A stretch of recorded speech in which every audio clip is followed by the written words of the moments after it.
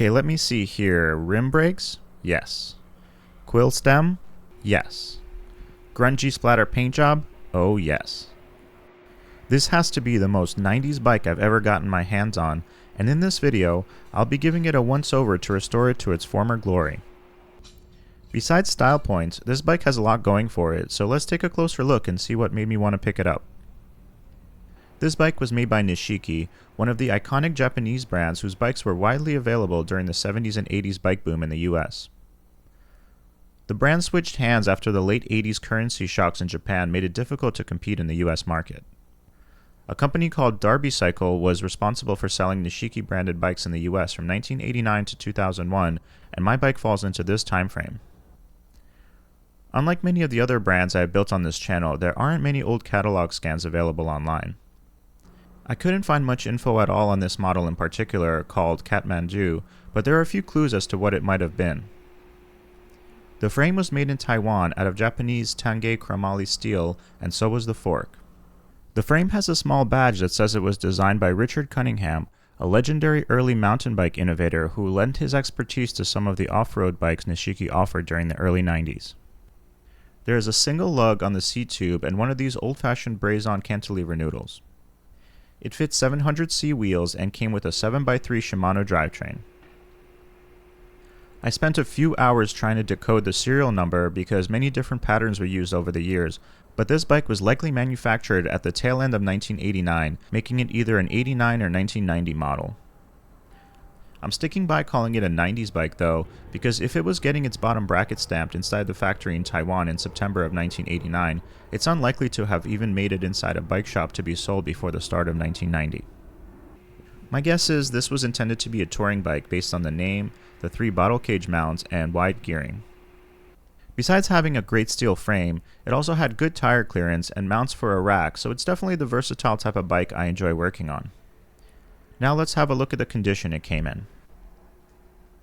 It seemed mostly original to me, but the previous owner definitely did make a few changes.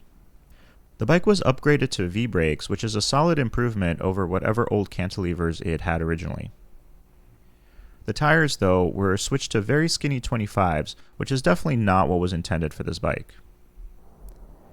There are a few other areas that will need to be addressed as well. The frame is pretty clean, but there is a bit of surface rust that I will try to remediate. The handlebars are kind of narrow flat bars that seem to be installed upside down, and the stem is raised above the minimum insertion line. There is a bolt broken off in one of the bottle cages, which is going to be a real headache to try to remove.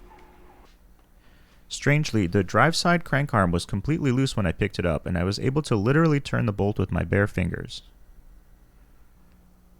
To add a rear V-brake to this bike, the previous owner added these strange department store looking cable stops, which is not a bad solution, but I wanted to try to reuse the original cable stop instead. I rode the bike around a little bit before deciding what changes were needed. It wasn't too heavy and rode really well. The V-brakes were nice and powerful, and the shifters were surprisingly precise. Still, a few things definitely needed fixing. The first thing I wanted to address was the surface rust. I wanted to get that done first so I don't make a mess after having cleaned the bike.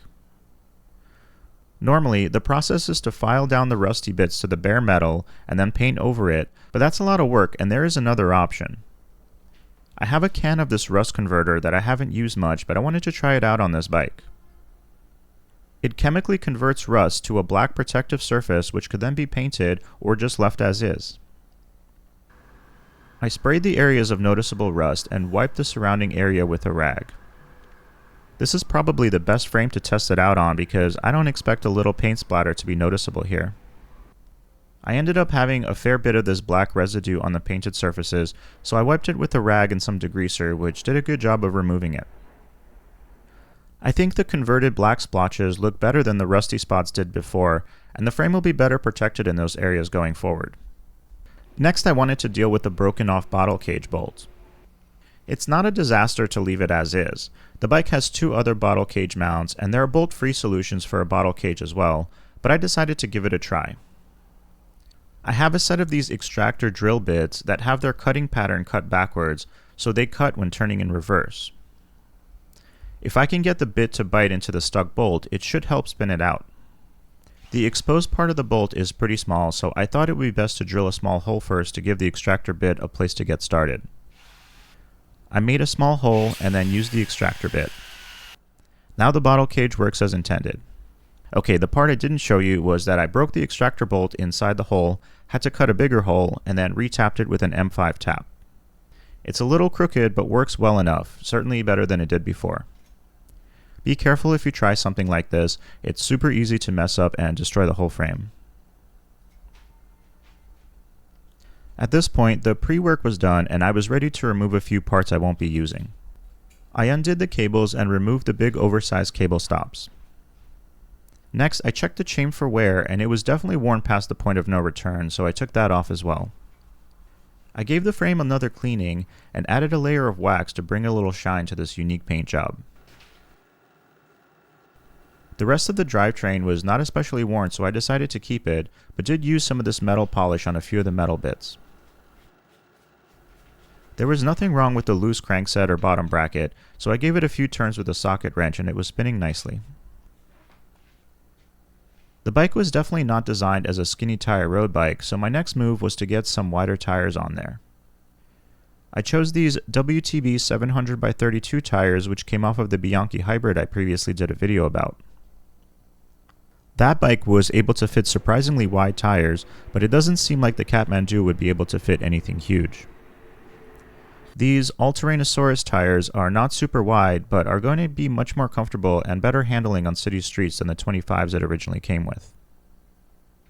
With the wheels removed, I discovered another little issue that needed to be fixed. I assumed these wheels had a 7-speed hub, but I found a bunch of play in the cassette. When I removed the cassette, I discovered it was the wider 8 to 10 speed hub, which required a 4.5mm spacer, but 2 random smaller spacers were in there instead. I examined a few other 7-speed Shimano cassettes I had and realized one of these spacers actually belongs between the main spider and the second cog to go around the rivets.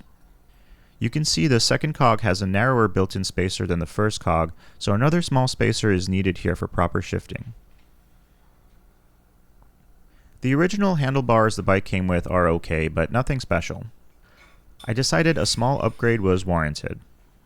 Handlebar choice is always one of the most consequential decisions, and I had a few options to choose from. I considered using these clunker bars, which would match the aesthetic and time period well, but I would need to change the stem to one with a removable faceplate to fit the clunkers. Instead, I went with a set of simple swept-back cruiser bars. These are a set of generic ones with an HL Industries logo, which the stem also has despite this Horizon branding. I needed to run new cables to fit the new bars, and added this Originate black clamp-on cable stop in place of the ones I removed. The reason the previous owner used 2 is the frame's cable stop is on the wrong side of the top tube.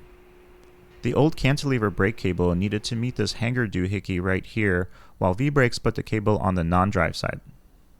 It's not much of a problem to run the cable on that side though. The cable housing just runs a short distance over the top of the top tube to where it belongs.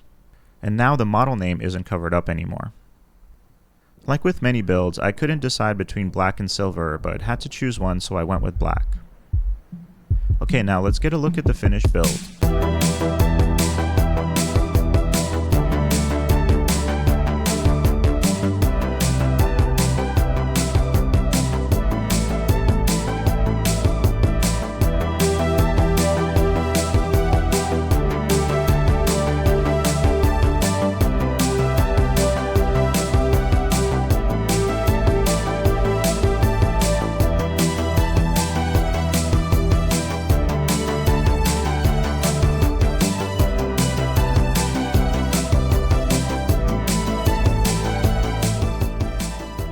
The last thing I did was added these bright orange grips to give the bike a pop of color.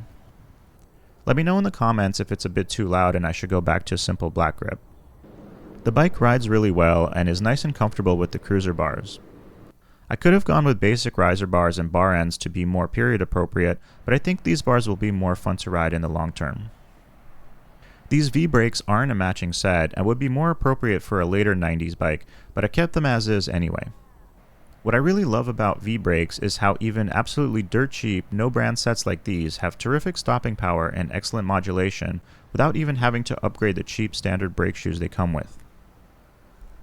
I'm also a fan of these old school integrated shifters. They have very satisfying clicks, and a single band for both shifter and brake lever make it possible to fit on bars without much clamp real estate. They have one annoying feature though, which is having to unscrew the faceplate to change the cable, but I used this opportunity to add a little grease. Another thing that is kind of annoying is the rack mounts are on the inside of the seat stays and are way too close together. I was barely able to unscrew these bolts that someone miraculously got in there. I've had this set up on other bikes too, and spent way too much time trying to attach a rack when mounts on the exterior of the stays make so much more sense. Overall, it's a super fun bike in the end. It has survived almost 4 decades, and there's no reason it won't be around for another 4. Let me know if you agree with my choices, or if you would build it completely differently. Also, check out some of my other builds like the Klein Attitude Restomod build I pulled out all the stops for, or my Soma Saga touring bike build that I've been riding all around for the last year. I also have some more videos about bike touring and biking places around where I live.